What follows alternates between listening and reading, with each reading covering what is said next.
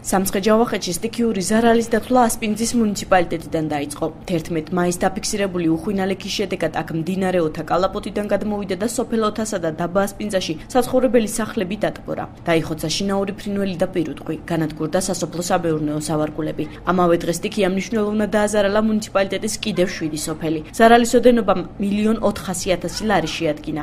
ასპინძაში დაფიქსირებული უხვინალექის შემდეგ ერთი თვე გავიდა, თუმცა მოსახლეობას ამ დრომდე არანაირი სახის კომპენსაცია არ მიუღია. სად არის კაკალი? რამდენი მეტრა მიწა არის წაღებული, აგერა პატარა ბოსელი მქონდა, ორი გოჭი მყავდა, პატარა ქათამი მყავდა, რამე აღარაფერია შედახლა. აი ჩემი კაკალი სადაც არის, ის მიწა ამენაც გაურონ, ის ჩემი ფუნდამენტი, ის ყველაფერი ამენაც გაურონ და ეგ არის. 66 წლის კაცი ვარ. ასეთი წყალდიდობა მე ჩემ ცხოვრებაში არ მინახია. ესე იგი, ასეთ დიდი ზარალიც არავის არ უნახია, იმიტომ რომ ეხლა რო უყურებდი, ქათამი გინდოდა, გოჭი გინდოდა, საქონელი გინდოდა, სულ მოქონდა ყველაფერი. თუ კი რამე ნახა და აიტაცა, იმ თუჩივე წამოიღო ყველაფერი. რა ვიცი, ძალიან ესე იყო წყალი შემოვარდნილი მუხლებამდე. მე რა იცი, სამი მეშოკი ფქვილი, ეგრევე წყალი გადავყარი და ნახე ალბათ რომ რაც არის მოზრელი, ისიც გადასაყრელია ალბათ. თონი არ ვიცი რა მდგომარეობაში, დენი ამ თუჩი გათიშული აქვს და რა ვიცი, ხა უნდა მოვიდეს ხელოსანი რომ ნახოს და შეამო. ასპინძის სტიქიიდან ერთი დღის შემდეგ 13 მაისს უხვინალექი ადიგენის მუნიციპალიტეტში დაფიქსირდა. 5 ტერიტორიულ ორგანოში სტიქიამ ხიდები, სოფლებში მისასვლელი გზები და სარწყავი არხები დააზიანა. განადგურდა სასოფლო-სამეურნეო სავარგულები, დაიტბორა ბოსტნეული, კარტოფილის, სიმინდისა და ლობიოს ნათესები. ინფრასტრუქტურის კუთხით მუნიციპალიტეტმა 85.000 ლარით იზარალა. რაც შეეხება სოფლის მეურნეობას, ამ მიმართულებით მუნიციპალიტეტის მასშტაბით ზარალმა დაახლოებით 39.000 ლარი შეადგინა. მნიშვნელოვნად დაზარალებული 6 სოფლის მოსახლეობას კომპენსაცია ისახით რაიმე დახმარება არც ადიგენში მიუღია. ადამიანი დაუვერდი 60 წლის ვარ უკვე და ამნაირი წვიმა მე არ მინახია. სულ აქ წაღებული მიწას და სულ ყველაფერი ვარცოფი იყო. სეტყვა იყო ადრე. დაგვაზარალა სულ ყველაფერი ვენახებიდან სულ ყველაფერი ხექილი გაგვეხმარა, კაციშვილი არაფერს არ დახმარებია. დღესაც კიდე ესია და თუ დაგვეხმარებიან კარგია, სამმანეთიანი კარტოფილი გვაქვს ნაყრეთი. სამმანეთიანი კარტოფილი. გამოტანილი კრედიტი სულ ყველას რითი კეთილხავთ ეს. დაღუპულია ხალხი ეს თუ არაფერი გამოვიდა და არაფერი დაგვეხმარი ხალხი დაღუპული ვართ.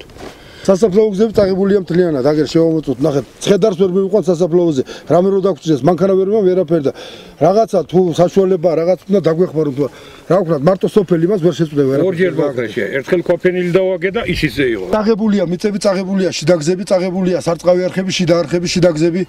ჩვენი მოთხოვნა ერთადერთი არის მოგხედოს მუნიციპალიტეტმა თუ რამე საშუალება დაგვეხმარონ აგვიგნო გზები და ახლა წაღებულ ფართობებს და კარტოფილს მართალი არაფერი არ შეიძლება, მაგრამ ყველა გლეხისთვის ალბათ და ყველა ფერმერისთვის იქნება ის რომ თითო ორი კაპიკი რაც იქნება საშუალების მიხედვით დაგვეხმარონ.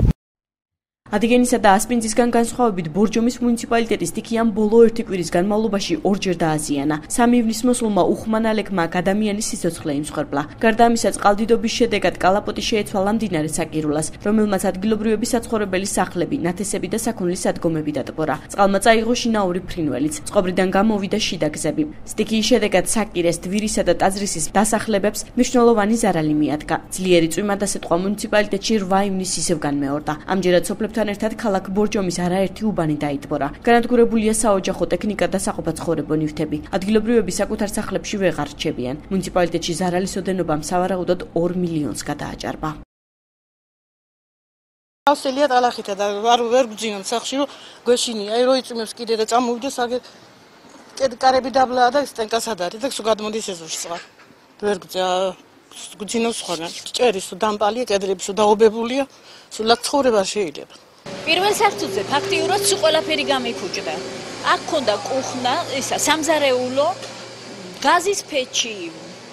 რა თქო კიდე აი კუხნის შკაპები, აი ეგერ ნახედავთ.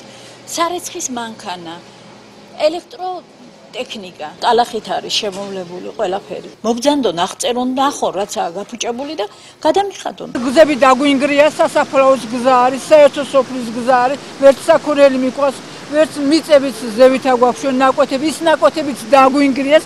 პირადადად ჩემი ნაკვეთი სულწად დარეშილი და კარტოფილი რამე ლობიო სულ გაფუჭებულია სულ ყველაფერი. ნაკვეთები კიდე დამუშავებული ნაკვეთები სულ ამოყვანილი ისა ლობიო კარტოფილი სულ წყალმა წაიღო და რავი გლეხისა მეტი არაფერია და რეგიონის მასშტაბით მომხდარი სტიქიის შედეგებზე საუბრობს სამცხე-ჯავახეთის სახელმწიფო რწმუნებული. აკაკი მაჭუტაძის თქმით, ამ ეტაპზე განსაკუთრებულად მძიმეა მდგომარეობა ბურჯომის მუნიციპალიტეტში, სადაც ზარალის შედეგებზე კომისია ამ დრომდე მუშაობს. რაც შეეხება ასპინძასა და ადიგენში დაფიქსირებულ უხნალექს, გუბერნატორი განმარტავს, რომ აქ მოსახლეობისთვის ზარალის ანაზღაურება ნატურალური სახით მოხდება და მათ თანხა არ გადაეცემათ. და უშუალოდ ზარალი ანაზღაურდება თითოეული მოსახლეზე იმ კუთხით თუ რა მას დაუზიანდა, თქვა სახურავი დაუზიანდა, კონკრეტულად სახურავს შეუძლიან, თქვა ღობე დაუზიანდა, ღობე შეუძლიან, გამოუწესრიგებენ, აი ამ კუთხით იქნება ზარალის ანაზღაურება ზუსტად ნატურალური ფორმით, რა გაფუჭდა ის ანაზღაურდება. ფართო მასშტაბიანი სტიქია იყო ბორჯომის რაიონში, კომისიები შექმნილი არის, უბრალოდ პირველ რიგში აწესრიგებთ გზებს მოსახლეობიდან ასე ვთქვათ ღვარცოფით მიყენებული ღვარცოფი არის შესული და იმის გამოტანა ხორციელდება და პირველი ეტაპი ეს არის. ბოლო მონაცემები ძლიერმა წვიმამ 9 ივნის ადიგენის სოფლებს კიდევ ერთხელ შეუტია. ზიანი ძირითადად კვლავ სასოფლო-სამეურნეო სავარგულებს მიადგა. ამ ეტაპზე ზარალის დათვლაზე მუშაობს სპეციალურად შექმნილი კომისია. ბოლო ერთ თვეში მომხდარი სტიქიის შედეგად რეგიონმა 4 მილიონამდე ზარალი მიიღო. რა ფორმით მოხდება მისი ანაზღაურება ცენტრალური ხელისუფლების მხრიდან, ეს ჯერ გარკვეული არ არის.